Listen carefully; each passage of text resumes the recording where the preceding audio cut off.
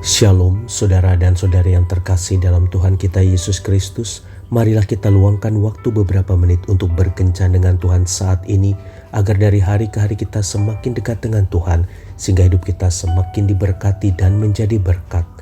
Kencan dengan Tuhan, Minggu 3 September 2023. Bacaan dari surat Rasul Paulus kepada jemaat di Roma bab 8 ayat 2. Roh yang memberi hidup telah memerdekakan kamu dalam Kristus dari hukum dosa dan hukum maut. Demikianlah sabda Tuhan, syukur kepada Allah. Saudara dan saudari yang terkasih dalam Tuhan kita Yesus Kristus, suatu ketika ada dua orang musafir yang kelelahan singgah di sebuah rumah sederhana. Pemilik rumah tersebut memberi mereka makanan.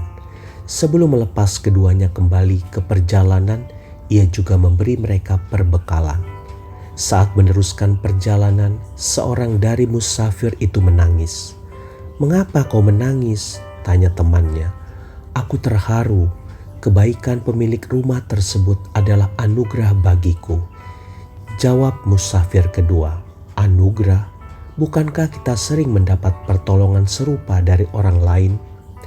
"Lain sobat, yang ini adalah anugerah. Karena dulu aku pernah memukuli pemilik rumah tersebut, tapi sekarang ia memberiku makanan dan perbekalan." Musafir kedua menjelaskan. Saudara dan saudari yang terkasih dalam Tuhan kita Yesus Kristus, apa yang musafir pertama dapatkan adalah kebaikan, tapi yang musafir kedua terima adalah anugerah. Anugerah adalah sesuatu yang diberikan saat kita tidak layak menerimanya. Anugerah selalu membuat hati kita terharu saat menerimanya. Rasa terharu itu juga yang kita rasakan saat menerima anugerah Allah.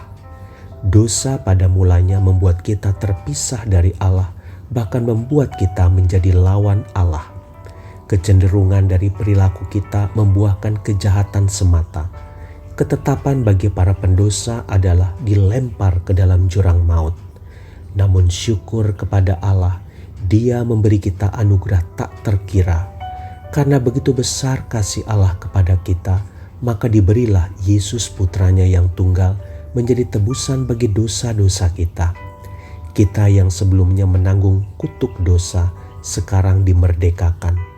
Kita yang seharusnya binasa, sekarang beroleh hidup kekal.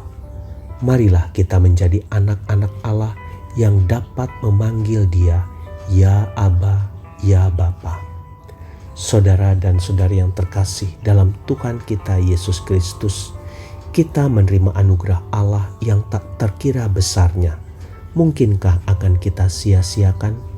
Hanya orang-orang bodoh yang bertindak demikian karena mereka belum mengetahui betapa besar anugerah yang mereka terima. Sebaliknya, kita yang sudah tahu kebenaran pasti bersyukur dan akan menghargai anugerah tersebut. Tuhan Yesus memberkati. Marilah kita berdoa dalam nama Bapa dan Putra dan Roh Kudus. Amin. Tuhan Yesus, terima kasih atas anugerah pengampunan yang telah Kau berikan padaku. Aku bersyukur karena Engkau mau menerima diriku apa adanya. Bantulah aku agar melalui kehidupanku banyak orang diberkati, sehingga mereka bisa kubawa untuk semakin dekat padamu. Amin. Dalam nama Bapa dan Putra dan Roh Kudus. Amin.